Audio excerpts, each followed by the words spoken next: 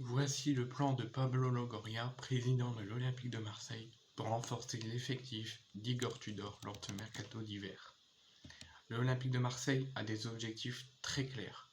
Pour ce mercato hivernal, comme à son habitude, Pablo Longoria devrait se montrer extrêmement actif pour renforcer l'effectif d'Igor Tudor. Depuis cette nuit, le mercato a ouvert ses portes. Nous sommes le 1er janvier, une nouvelle année commence, et dans le monde footballistique, le mercato d'hiver ouvre officiellement ses portes. Après s'être parfaitement replacé en championnat à la faveur de cette très belle victoire sur Toulouse 6-1, l'Olympique de Marseille devrait être particulièrement actif sur ce marché hivernal. Comme à chaque fois, depuis que Pablo Longoria est arrivé dans la cité phocéenne, il donne rendez-vous aux supporters.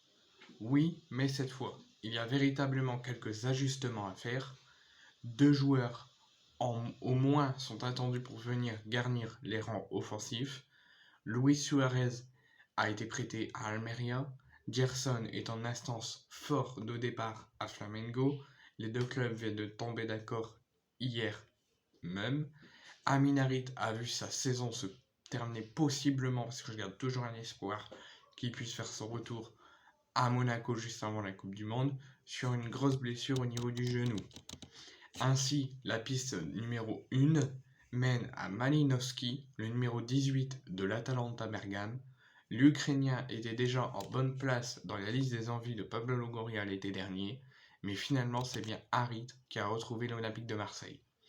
De l'autre côté des Alpes, on évoque une somme de 18 millions d'euros demandée par les Bergamasques. Donc l'Atalanta réclame 18 millions d'euros pour vendre Malinowski. Une somme qui fait un peu sourire le bord marseillais. Même chose concernant le Marocain Ounahi, la révélation avec Sofiane Bouffal à Angers et lors de la Coupe du Monde, qu'ils ont été excellents tous les deux. Les Phocéens n'ont pas du tout l'intention de surpayer un joueur, même si la concurrence semble féroce. À la direction de l'OM, on estime que ce mercato se fera sur le temps long et que ça devrait vraiment énormément bouger dans la dernière semaine de janvier.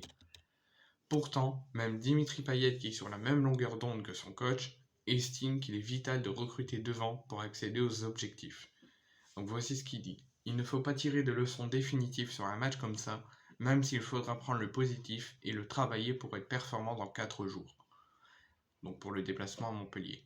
Mais je pense que, comme l'a dit le coach, on a perdu pas mal de joueurs dans le secteur offensif, et si on veut atteindre les objectifs fixés pour cette deuxième partie de saison, il faudra à mon avis renforcer ce secteur-là. Moi je dis personnellement, en tant que supporter marseillais, de renforcer le niveau offensif, parce que comme Payet, comme Igor Tudor l'a dit, on a perdu beaucoup d'éléments offensifs, avec la blessure d'Harit, le départ de Gerson, le départ de Luis Suarez.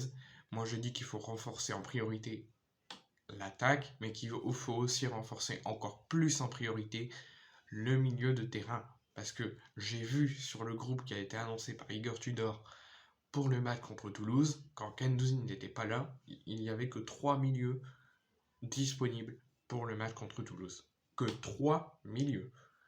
Gerson en instance de départ et Guendouzi qui était soi-disant blessé. Donc on n'avait que 3 milieux. Donc moi je dis qu'il faut renforcer en toute priorité le milieu de terrain et qu'il faut renforcer également l'attaque. Car les autres secteurs ne sont pas franchement à plaindre, même si Isaac Touré, et ça c'est ma grande déception de ce début de mercato, c'est que Isaac Touré va être prêté à Auxerre jusqu'à la fin de la saison. Il devrait revenir normalement à la fin de la saison. Aucune arrivée n'est normalement prévue à cette heure-ci pour compenser ce départ d'Isaac Touré. On murmure avec espoir que la recrue défensive de l'hiver dernier est Eric Bailly. Au poste de piston gauche, on estime que tous les joueurs défensifs de côté peuvent évoluer à cette position.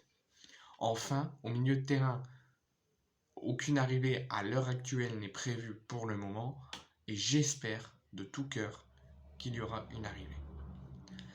Enfin, après l'OM et Pablo Longoria, tout reste possible avec eux.